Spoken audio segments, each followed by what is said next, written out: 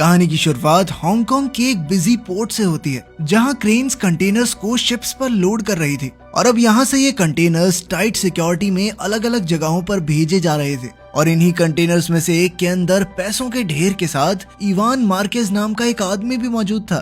कुछ security checks के बाद वो कंटेनर से बाहर आ गया। असल में ये कंटेनर स्पेन से हांगकांग $1.5 मिलियन के साथ शिप किया गया था और नोटों की गिनती होने के बाद इवान को कुरियर के तौर पर 3% का कमीशन मिलने वाला था, जो होगा लगभग 380 करोड़ रुपए। कुछ साल पहले हम इवान को एक बड़े होटल के सामने फरारी में आते हुए देखते हैं, लेकिन वो सिर्फ वैले पार्किंग का काम करता था। इसके बाद इवान बारिश में भीगता हुआ वापस अपने घर पहुंचा, जहां उसने अपनी माँ को अपनी आज की कमाई दिखाई। उसकी माँ पैसे देखकर काफी खुश थी, लेकिन साथ ही उसने कहा कि अपने पिता के साथ भी थोड़ा समय बिता लिया कर, वो तुझे बहुत याद करते हैं। इवान एक मिडिल क्लास परिवार का नौजवान था जो अपनी जिंदगी में कामयाब होना चाहता था। एक वक्त था जब इवान अपने पिता को अपना हीरो मानता था और वो कभी भी उस दिन को नहीं भूल सकता जब वो अपने पिता के साथ एक शादी का बैंकेट हॉल खोलने के लिए लोन मांगने गया था। उनका बिजनेस शुरुआत में तो काफी अच्छा चला और उनका परिवार खूब नोट छाप रहा था, लेकिन फिर देश में इकोनॉमिक क्राइसिस आने की वजह से उसके पिता का बिजनेस ठप पड़ गया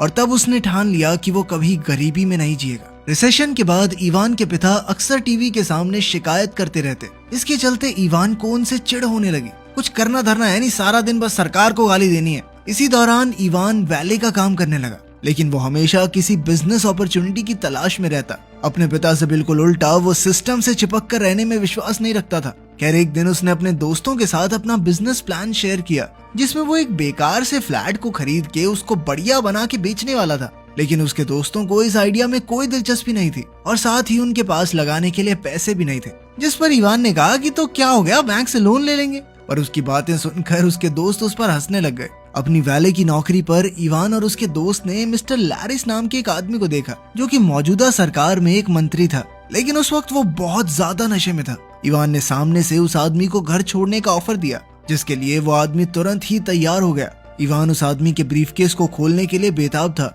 और खुशकिस्मती से उसे इस चीज के लिए काफी टाइम भी मिला। उस ब्रीफकेस के अंदर पैसों का ढेर देखकर वो हैरान रह गया और उसने तुरंत ही कुछ नोट निकाल लिए। थोड़ी देर बाद जब वो लोग उसके घर पहुंचे तो इवान सीधा उस औरत से मिला जिसके लिए वो पॉलिटिशियन काम करता था। इवान का मानना था कि वो इस नशेड़ी से बेहतर काम कर सकता है, उसे फर्क नहीं पड़ता चाहे उनका बिजनेस जो मर्जी हो। उसने ये भी बताया कि पॉलिटिशियन पीठ पीछे उनसे चोरी कर रहा था। पैसे तो उसने निकाल ही लिए थे, तो उसकी बात सच निकली। साथ ही मैरी को इवान का कॉन्फिडेंस बहुत अच्छा लगा और फिर उसने इवान को डिलीवरी के लिए 10,000 यूरोज ऑफर किए, जिसे इवान खुशी खुशी पहुंचाने के लिए तैयार हो गया।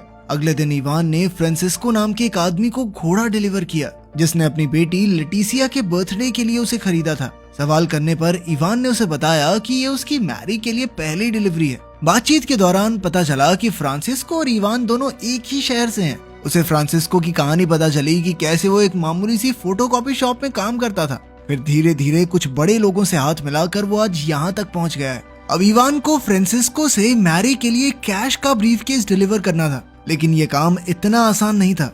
रास्ते में इवान को पुलिस ने रोक लिया और कुछ ही पलों में पुलिस को ब्रीफकेस में भरा कैश भी मिल गया। अपने आप को बचाने के लिए इवान ने झूठ कह दिया कि अभी अभी मैं घर बेच के आ रहा हूँ, ये पैसा उससे मिला मुझे। लेकिन पुलिस वालों ने उसके इस झूठ को बड़ी ही आसानी से पकड़ लिया और गुस्से में उन्होंने उसका सर गाड़ी पर दे मारा। अपने आप को मुसीबत में देखकर इवान ने पूरे कॉन्फिडेंस में कहा कि मैं तुम्हारे बॉस को जानता हूँ, फोन करूँ क्या उसे, मिलाऊं क्या कॉल। जिसके बाद पुलिस वालों ने उसे छोड़ दिया। असल में ये पुलिस वाले मैरी के लिए ही काम करते थे और ये सब उसकी ही प्लानिंग थी ताकि वो इवान की वफादारी को परख सके। डिलीवरी हो जाने के बाद इवान को उसके पैसों के साथ साथ बोनस भी मिला ताकि वो कुछ नए कपड़े खरीद ले। समय बीतता रहा और अब मैरी और इवान एक दूसरे के करीब आ गए थे। अगले दिन इवान की मुलाकात मैरी के पति फ्रांसिस से हुई, जो एक बहुत बड़े डायमंड स्मगलर का बेटा था और साथ ही उनका फॉरेन करेंसी ट्रैफिकिंग का भी बिजनेस था। उस दिन इवान का काम एक बेल्जियन कुरियर का था। इवान अपनी कुरियर की नौकरी से बहुत खुश था। वो बढ़िया पैसे कमा रहा था और साथ ही महंगी गाड़ियां चलाता। फ्रांसिस्को, जिसे लोग पाको के नाम से भी जानते थे, अपने बहुत ही अमीर क्लाइंट्स के काले पैसे को साफ करने का काम करता था और इसमें फ्रांसिस और मैरी उसकी मदद करते थे। वो इवान को कैश से भरे हुए ब्रीफकेसेस देता था जो उसे बेल्जियम पहुंचाने होते थे। एक दिन इवान लेटिशिया से बात कर रहा था जब उसे पाको ने देख लिया।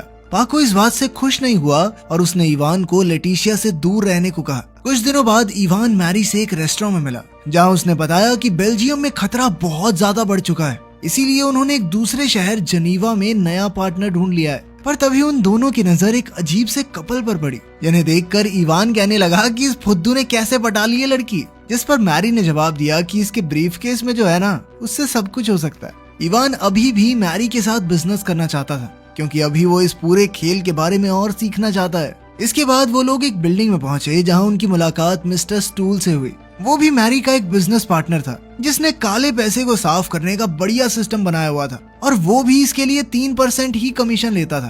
कुछ देर बाद अपनी माँ से बात करते हुए इवान ने उसी आदमी को टीवी पर देखा जिसकी वो सुंदर सी गर्लफ्रेंड थी।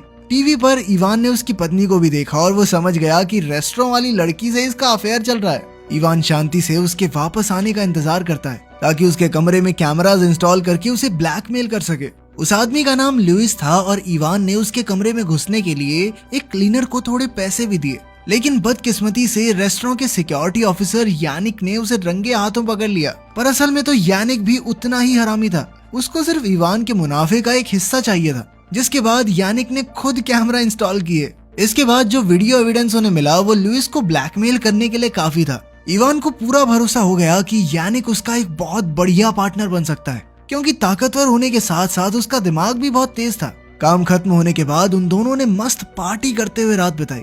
इसके बाद इवान ने मैरी से मिलकर उसे बताया कि काफी समय से उसकी माँ उससे मिलने की जिद कर रही है। मैरी ने तुरंत ही कह दिया कि भाई कोई बात नहीं, जितने दिन की छुट्टी चाहिए ले ले, क्योंकि उसके मुताबिक परिवार सबसे जरूरी है। साथ ही उसने इवान को एक घड़ी भी तोहफे में दी, क्योंकि उसका मानना था कि एक इंसान की घड़ी और जूते उसके बारे में सब कुछ बता देते हैं। इसके बाद इवान और यानिक लुइस से मिलने पहुंचे।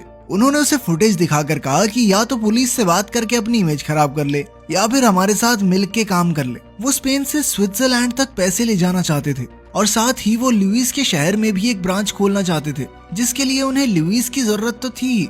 शुरुआत में तो लुइस थोड़ा हिचक रहा था, लेकिन मजबूरन उसे उनकी सारी शर्तें माननी पड़ी। इसके बाद उनकी लुइस से डील हुई कि वीडियो डिलीट करने के बदले में वो उन्हें सारे मेन बंदों से मिलवाएगा। शुरुआत में इवान को इस बात का अंदाजा नहीं था कि पुलिस की एक स्पेशल यूनिट इस इवेंट पर नजर रखे हुए थी, और यहीं से हेड इंस्पेक्टर रॉय को इवान के बारे में पहली बार पता चला। जल्द ही लुइस के सपोर्ट और बैकिंग के साथ इवान बड़े बड़े लोगों से मिलने लगा और उनका बिजनेस कैसे काम करता है समझता चला गया। साथ ही लुइस ने इवान को अपना खास बताते हुए उन लोगों में उसका भरोसा भी बनवा दिया। इसके बाद इवान मैरी से मिला और उसे अपने नए बिजनेस के बारे में बताया, लेकिन मैरी को सिर्फ एक बात की चिंता थी कि फ्रांसिस्को उसकी इस हरकत से खुश नहीं होगा। उसे नहीं अच्छा लगेगा कि दो नए लड़के उसके क्लाइंट्स छीन रहे हैं, क्योंकि अगर इवान और यानिक उनका काला पैसा साफ नहीं करेंगे तो फ्रांसिस्को करता। लेकिन इवान का मानना था कि इस धंधे में सबके लिए काफी पैसा है, और साथ ही उसने वादा किया कि वो फ्रांसिस्को के क्लाइंट नहीं खींचेगा। रात साथ बिताने के बाद इवान मैरी को रुकने के लिए कहता है, लेकिन मैरी ने कहा कि वो क्रिसमस अपने परिवार के साथ ही मनाना चाहती है। जब इवान अपने परिवार से मिलने मैड्रिड आया तो वो बहुत सारे तोहफे लेके आया उनके लिए, लेकिन उसके पिता बिल्कुल भी खुश नहीं थे, क्योंकि वो 1% उसके काम के बारे में नहीं जानते थे। वो लगातार इवान से उसके काम के बारे में पूछने लगे। इवान ने ऐसे ही कह दिया कि कुछ बड़े लोगों के साथ इंपोर्ट एक्सपोर्ट का काम करता हूँ मैं, लेकिन उनकी ये बातचीत जल्द ही बहस में बदल गई। अपने पिता से लड़ाई करने के बाद इवान अपने पुराने दोस्तों से मिलने गया, और अब वो पुराने फ्लैट्स को खरीद कर नया बना के बेचने का काम ही कर रहे थे।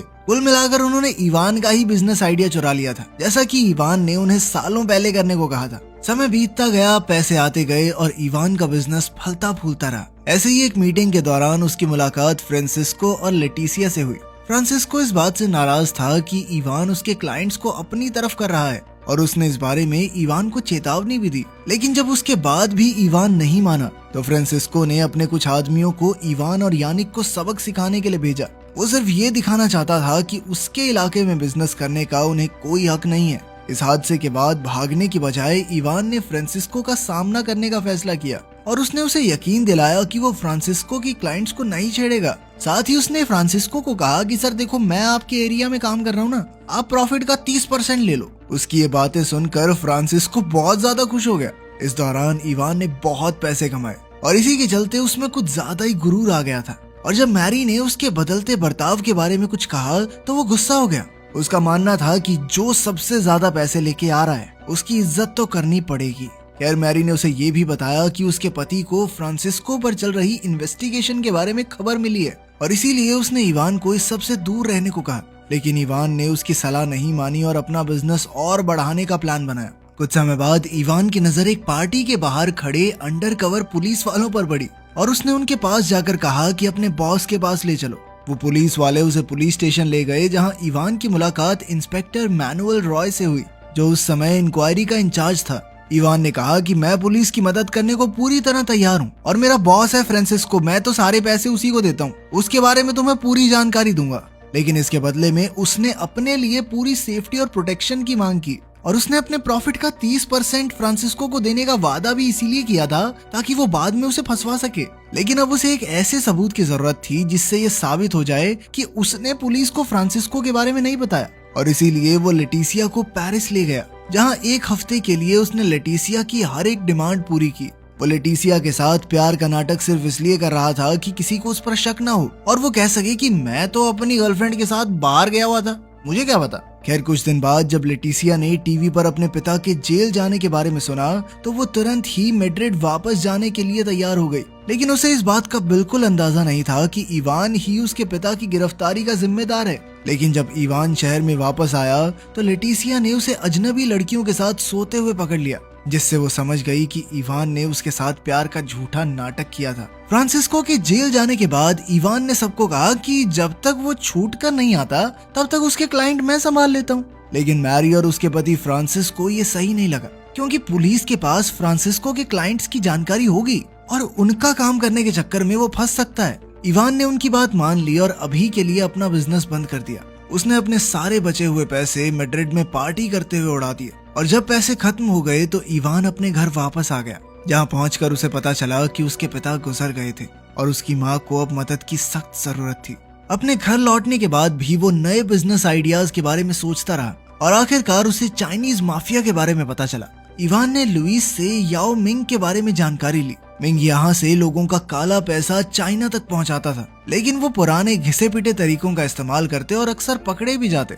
इसके बाद इवान मैरी से मिलने के लिए पहुंचा और उससे याओ मिंग के साथ डील करने के बारे में बातें करने लगा। लेकिन सबसे बड़ी दिक्कत तो ये थी कि अब स्विट्जरलैंड में पैसा ले जाना या वहाँ से निकालना इम्पॉसिबल सा हो गया था। ऊपर से उनके क्लाइंट कैश में पैसा मांगते थे। इवान के पास इसके लिए एक सोल्यूशन था। उसने कहा कि स्विट्जरलैंड में फंसे हुए पैसों को याओ के चाइनीज अकाउंट में भेज देते हैं और बदले में याओ हमें स्पेन में कैश दे देगा। दोनों ही पार्टियों को ये आइडिया बहुत पसंद आया और वो इसके लिए तुरंत तैयार हो गए। इधर मैरी और इवान अपनी नई डील की खुशियां मना ही रहे थे कि तभी फ्रांसिस्को अचानक उनकी टेबल पर पहुंच गया। लेटिसिया को धोखा देने के बाद फ्रांसिस्को को पता चल गया था कि इवान ने ही उसके खिलाफ पुलिस को खबर दी थी और उसने जज को पैसे खिला के अपना केस डिसमिस करवा लिया और अब वो किसी भी हाल में इवान से बदला लेना चाहता था। साथ ही उन्हें ये भी पता चला कि उनके लिए काम करने वाली एक सॉफ्टवेयर इंजीनियर ने स्विस बैंक अकाउंट्स की लिस्ट लीक कर दी है, जिसके बाद स्टूल और फ्रांसिस बचे हुए पैसे लेकर भाग गए थे। अब इवान और मैरी तुरंत समझ गए कि वो बहुत बड़ी मुसीबत में है, क्योंकि उनके तो ज्यादातर क्लाइंट उस लिस्ट में थे।